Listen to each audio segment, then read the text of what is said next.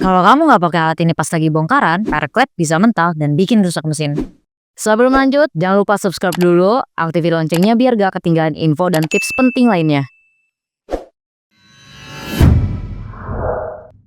Bongkar pasang perklet kelihatannya emang simple ya. Tapi di video ini Mimin mau kasih tips aman buat kalian yang pengen nge-service sendiri di rumah. Kalian harus pakai grip on valve spring compressor atau tracker perklet universal. Item numbernya di 18901. Jadi satu set ini kalian dapat 3 mata press, yang paling kecil ukuran 20, 21 dan yang paling besar di 30 mm.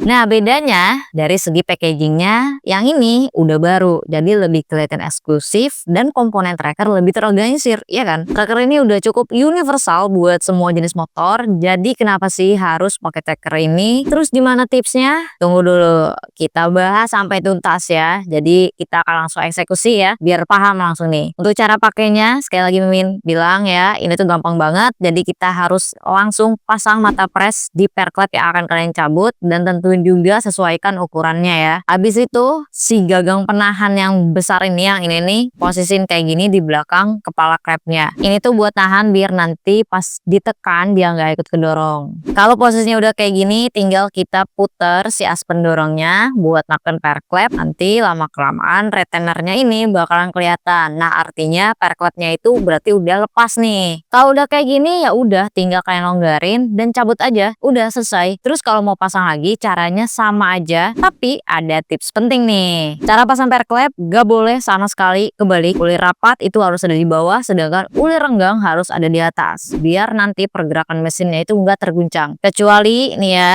buat per yang nggak ada perbedaan kerapatannya, bisa bebas pasang yang mana aja ya posisinya. Paham ya? Jadi nggak perlu lagi didebatin, oke?